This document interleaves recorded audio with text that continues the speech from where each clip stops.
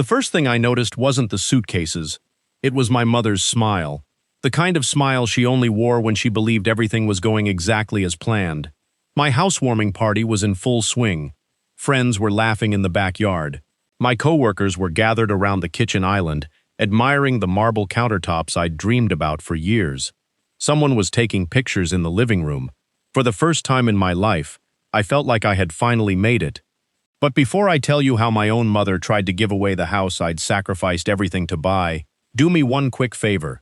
If you enjoy emotional family stories with shocking twists and real-life lessons, make sure you subscribe and turn on notifications. Every week, I share stories that will keep you guessing until the very last minute. Now, let me tell you how it all began. My name is Daniel Carter. I'm 52 years old. I've never been the loud one in the family. I wasn't the favorite. I wasn't the funniest. I wasn't the one everyone gathered around during Thanksgiving dinner. I was simply the reliable one. The one people called when they needed help moving. The one who loaned money without expecting it back. The one who fixed broken appliances, drove relatives to the airport at 4 in the morning, and I canceled plans with friends. I took every extra shift my company offered, for almost 30 years. Not because anyone forced me, because I believed hard work would eventually give me the life I'd always wanted. One dream kept me going through all those long nights, owning my own home, not a mansion, not a luxury estate, just a place where no landlord could raise the rent, a place where I could finally breathe. Every paycheck I saved something, sometimes $50, sometimes $100, sometimes more, while other people bought new trucks, expensive vacations, and designer clothes. I kept driving my 15-year-old pickup. I packed my lunch every single day. I repaired things instead of replacing them. People laughed. My coworkers used to joke that I was the cheapest man in America. I'd laugh with them, because they didn't know I wasn't being cheap. I was building a future. Meanwhile, my sister Linda lived a completely different life. She loved nice things, luxury handbags, weekend getaways, brand new SUVs every few years. If there was a sale, she bought 3. If there was a vacation, she booked the expensive hotel. Her husband, Mark, was no different. He jumped from one business idea to another. A landscaping company, a food truck, an online store, a home renovation business. Each one started with excitement and ended with debt. Still, whenever things fell apart, my mother always had the same explanation. They're just going through a hard time. And somehow, that hard time always became someone else's responsibility, usually mine. I'd loan them money. They promised to pay me back. They never did. I'd help with rent. They'd thank me, then ask for more a few months later. I told myself they were family, that families help each other.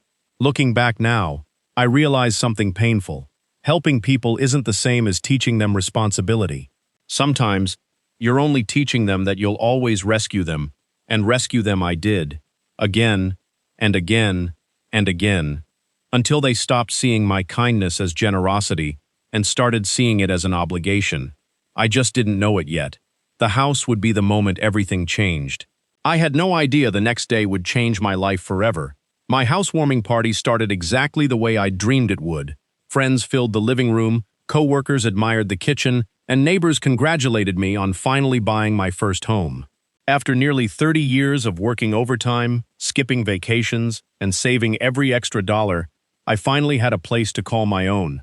Then a black SUV pulled into the driveway. I smiled when I saw my sister, Linda, and her husband, Mark. I thought they were just late to the party. But instead of carrying gifts, Mark opened the trunk and pulled out 4 large suitcases, 2 moving boxes, and a plastic bin full of children's toys. Before I could ask what was happening, Mom rushed over, hugged Linda, and pointed upstairs. "Go ahead," she said. "Your room is ready." I laughed, thinking it was a joke. Linda smiled and replied, "Mom told us we're moving in today." My heart sank. "Moving in?" I asked. Mom looked at me as if I were the one acting strangely. "They've been struggling, Daniel. You have 3 bedrooms. They'll stay here until they get back on their feet." I couldn't believe what I was hearing. "You never asked me." She folded her arms. "Your family. I didn't think I had to." In that moment, everything made sense.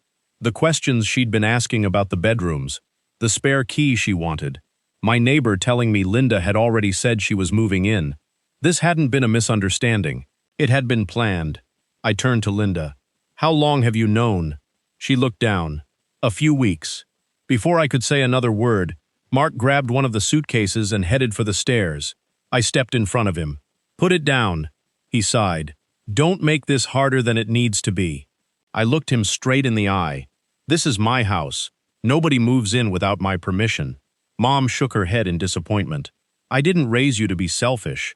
That hurt, because I'd spent years helping my family. I'd loaned Linda money, paid her bills, and rescued them every time life fell apart. But the first time I said no, suddenly I was selfish. Then Mom reached into her purse and held up a key. I already made copies, she said proudly. My stomach dropped. She'd secretly copied my house key without telling me. Right then, I stopped arguing. I took out my phone and made one call. 20 minutes later, a locksmith arrived. I pointed to the front door and said, "Replace every lock on this house." The room went silent. Linda tried using her copied key one last time, but it no longer worked. As the new locks were installed, I rolled every suitcase back onto the front porch. Then I faced my family. I love you, but love doesn't give anyone the right to take what I've spent my whole life earning. Mom looked at me with tears in her eyes. So you're choosing a house over your family?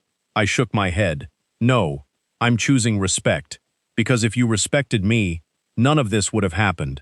Linda and Mark loaded their suitcases into the SUV.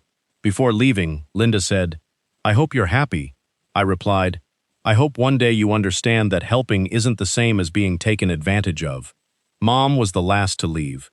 I waited for an apology, but it never came. Instead, she said, "I never thought you'd put yourself first." I smiled. Neither did I. Then she drove away. Looking back, I don't regret protecting my home. Sometimes the hardest boundaries to set are with family. What would you have done in my place? Let me know in the comments. And if you enjoyed this story, don't forget to like, subscribe, and turn on notifications for more stories like this.